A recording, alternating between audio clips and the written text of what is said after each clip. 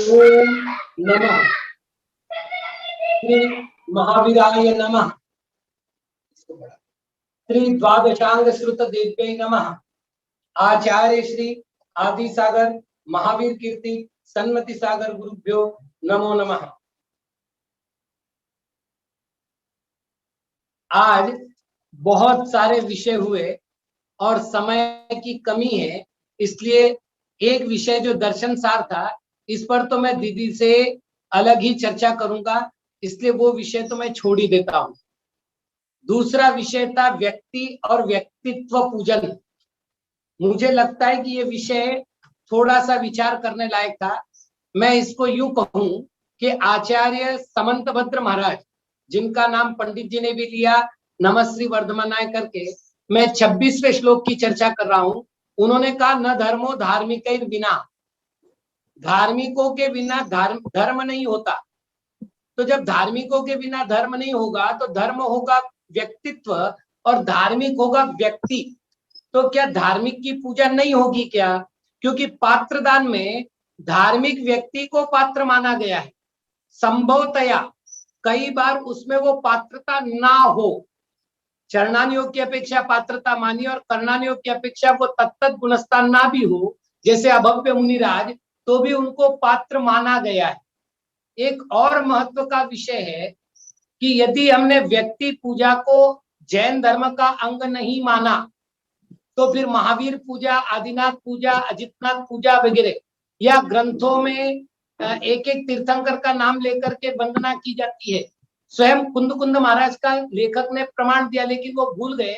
पत्तेयम पत्तेयम, मैं एक एक को अलग अलग नमस्कार करता हूं। तो बिना व्यक्ति का अगर व्यक्तित्व मान्य होता तो मुझे ये बताइए, दर्शन विनय, ज्ञान विनय, चारित्र विनय और उपचार तप विनय, इन चार विनयों में दर्शन और सम्यक दृष्टि, ज्ञान और सम्यक ज्ञानी, चारित्र और चारित्रवान, इसके लिए आचार्य ने शब्द किया तद्वताम। उनका विनय का अभाव हो जाएगा। और एक बात जो बिल्कुल समझ में नहीं आई, आर्य का वंदनीय है, पूजनीय नहीं। भैया समंतभद्र महाराज ने तो ये लिखा है कि मातंगो धन देवश्च वारिशेन ततः पर नीली जयश्च संप्राप्ता पूजातिशयम उत्तमम। अब समंतभद्र कह रहे कि हमारे लिए तो मातंग भी पूज्य है और आपने तो डायरेक्ट कह दिया कि आर्य का भी पूज्य नहीं है। तो ये विषय बड़ा पुनः विचार करने लायक है। मैं खंडन नहीं कर रहा हूं, मैं केवल प्रमाण दे रहा हूं कि हम इस पर विचार करें। दूसरी बात उन्होंने कही, देवी देवताओं की पूजा चल रही है, ये जैन पद्धति नहीं है। यदि ये जैन पद्धति नहीं है तो षटखंडागम को कौन सा ग्रंथ कहा जाए? क्योंकि मंत्र देवता का वर्णन षटखंडागम में खुद वीरसेन स्वामी कर रहे हैं। और मंत्र देवता कभी भी मोक्षगामी जीव नहीं होता। मंत्र देवता जो होगा वो नियम से स्वर्गीय जीव होगा।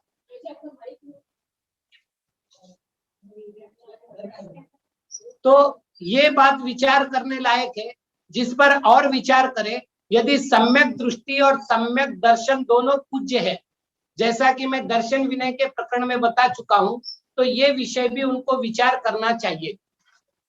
एक विषय था कि पंडित अंशुल जी ने प्रश्न किया था, पुण्यांश जी ने, उन्होंने कहा था चक्रवर्ती की जो 96,000 रानियां होती है उसमें से 32,000 रानियां म्लेच्छ खंड की होती है, तो विजाति विवाह का खंडन कैसे होगा? बड़ा सरल सा उत्तर है। मान लो कोई जैन परिवार अमेरिका में रहता है और उसकी बच्ची का यहाँ पर किसी से संबंध होता है, तो सास बड़े गौरव से कहती है कि हमारे यहाँ अमेरिकन बहू है। तो इसका अर्थ क्या लिखे? इसका अर्थ करना है कि क्षेत्र से अमेरिकन है और जाति से जैन है। तो वहां पर कहा विदेश, ये म्लेच्छ खंड में जो क्षत्रिय वंश है उनमें भी अलग अलग जातियां है, उनमें से 32,000 रानियां इनकी होती है और वो कोई भी मतलब गलत नहीं होती, अन्यथा बहुत बड़ा दिक्कत आ जाएगी। जहां तक हमारे वक्ता ने कहा था कि वो भोग पत्नी है, लेकिन भैया भोग पत्नी ना होकर के उसकी वो धर्म पत्नियां है, क्योंकि स्वदार संतोष व्रत के अंतर्गत उसकी वो पत्नी है। दूसरी बात यह है कि एक बार निर्मल कुमार सेठी जी ने मुझसे कहा था कि विजाति विवाह का विरोध साधु क्यों करते हैं, तो मैंने उसका एक सरल सा उदाहरण दिया था, जो एक उदाहरण से मुझे लगता है कि हम सारी बातें स्पष्ट कर जाएंगे। कि मेरे घर में एक अजैन बच्ची आई है, अब जब उसका परिवार मेरे यहाँ आता है, मेरे यहाँ शांति विधान होता है, तो मैं चाहता हूं कि उसका परिवार, वो बच्ची स्वयं भी मेरे विधान में सम्मिलित हो, रिश्तेदारी है। जब उसके यहाँ कोई विधान होगा उनके धर्म के अनुसार, तो वो भी चाहेंगे कि रिश्तेदारी निभे। क्या वो रिश्तेदारी निभाने पर सम्यक दर्शन की रक्षा हो पाएगी? तो विजाति विवाह का जो सामाजिक सबसे बड़ा नुकसान है, वो सबसे पहले आता है, और वो है आपके सम्यक दर्शन के विनाश का प्रसंग। इसलिए हमारे यहाँ जाति कुल व्यवस्था संबंधित, और जैसा कि बहुत स्पष्ट है, शिवार्य महाराज ने यानी शिवकोटि महाराज ने रत्नमाला ग्रंथ में लिखा, जाति लोपम च न कुर्यात्। और जातियां कब की है, इसको कुछ बोलने की आवश्यकता नहीं। मोक्ष मार्ग कब से? अनादिकाल से। मिथ्यात्व कब से? अनादिकाल से। सम्यक दर्शन कब से? अनादिकाल से। तो सम्यक दर्शन के 25 दोष कब से? अनादिकाल से। और सम्यक दर्शन के 25 दोष में 8 मदों के नाम है, और 8 मदों के नाम में एक जाति मद है। तो कब से है? अब ये मुझे कहने की आवश्यकता ही नहीं बची, ये तो आप समझ लीजिएगा। सज्जातित्व को सप्त परम स्थानों में ग्रहण किया है, और आचार्य जिनसेन महाराज ने सप्त परम स्थान में इसका बहुत बड़ा उल्लेख किया है। एक प्रश्न आया था श्रुत पंचमी पर्व के संबंधित, और प्रश्न था कषाय पहुड़, योनि पहुड़ आदि इसके पूर्ववर्ती ग्रंथ है, तो छठ खंडागम को पहला ग्रंथ मानकर श्रुत पंचमी पर्व मनाना कहां तक संभव है? पहली बात तो है कि कषाय पहुड़ और छठ खंडागम, इनमें पहला कौन? इसका उत्तर लेते अपन। नीतिसार समुच्चय ग्रंथ है आचार्य इंद्रनंदी महाराज का, और उन्होंने वहां स्पष्ट लिखा है कि इन दोनों में पहले कौन और बाद में कौन, इसका ज्ञान हमें नहीं है। इंद्रनंदी आचार्य भाई है, मतलब गुरु भाई है नेमिचंद्र आचार्य की, और नेमिचंद्र आचार्य हुए 11वीं शताब्दी में, अर्थात इंद्रनंदी आचार्य का काल है 11वीं शताब्दी का। आज से 900 साल पहले जब ये सिद्ध हो गया कि दोनों में प्रारंभ कौन है, अर्थात कषाय पहुड़ के रचयिता या शतखंडागम के रचयिता, इसका जब निर्णय नहीं हो पाया, तो हम लोगों को केवल पारंपरिक कथा के आधार पर और एक श्रुत निर्माण के आधार पर दर्शन पुष्पदंत भूतबली को आधार बनाना पड़ेगा। अब दूसरा प्रश्न आता है, योनि पहुड़ का क्या करें? क्योंकि कथाकारों का कहना है कि आचार्य धरसेन महाराज ने योनि पहुड़ लिखा था, और ये पक्का है कि षटखंडागम की रचना धरसेन महाराज के संलेखना के बाद हुई। इसका अर्थ धरसेन महाराज ने अगर ग्रंथ लिखा है तो योनि पहुड़ पहला ग्रंथ होगा। लेकिन इसमें जो दिक्कत है, धरसेन आचार्य 2 हुए, अगर आपको मालूम हो तो विश्व लेचन कोश के भी एक आचार्य धरसेन है, और इस नाम का चूंकि प्रसिद्ध नाम के बहुत प्रयोग हुए हैं, और उसका फल ये रहा, अभी जो योनि पहुड़ छपा है, दुर्भाग्य से मेरे तक आया नहीं अब तक, लेकिन सुनने में है, जैसे महेश पंडित जी ने मुझसे कहा था कि ज्ञानपीठ से प्रकाशित हो चुका है, तो उसको देखने बाद ही निर्णय होगा क्या वो वही है। और उसके लिए सबसे अच्छा प्रमाण होता है उनकी जो लेखन कला है, उससे निर्णय किया जा सकता है कि वो कब के है।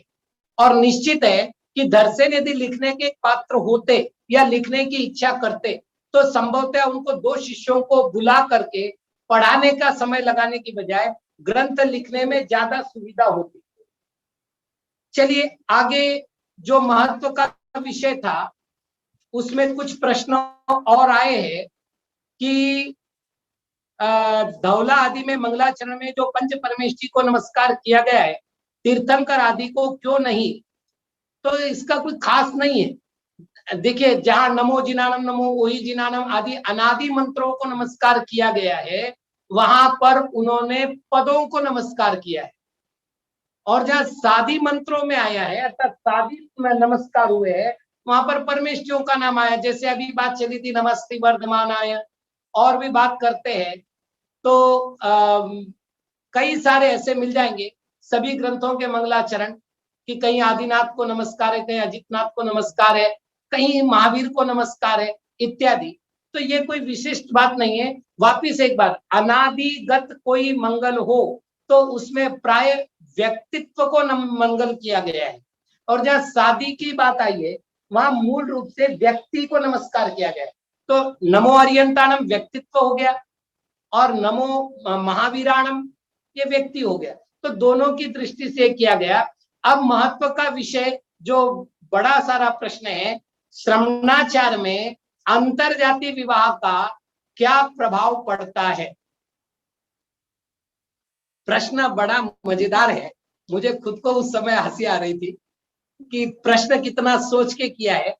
लेकिन एक बात समझिएगा, जब मुझे ये कहा गया कि दीक्षा जिसको देनी है वो जाति कुल से शुद्ध होना चाहिए, और दीक्षा आचार्य जिसको बनाना है उसके लिए तो आचार्य के लिए स्पष्ट लिखा, देश कुल जाई शुद्धा विशुद्ध मणवय काण संयुक्ता तुम मम पाय पयोर्व मंगलमत्थुमे नित्यम।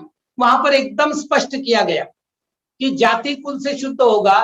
तो बताइए, यदि श्रमणाचार में अंतरजातीय विवाह का यदि मान्यता ना हो, अर्थात इसका विरोध करने की मान्यता ना हो, तो कल मैं दीक्षा देने के लिए आचार्य बनकर के कोई लाभ नहीं होगा, क्योंकि मैं दीक्षा ही नहीं दे पाऊंगा, और फिर मैं आचार्य नहीं बना पाऊंगा तो मेरी भावी पीढ़ी का निर्माण नहीं कर पाऊंगा। तो मोक्ष और मोक्ष मार्ग, इसके बारे में एक छोटा सा ऐतिहासिक उदाहरण है।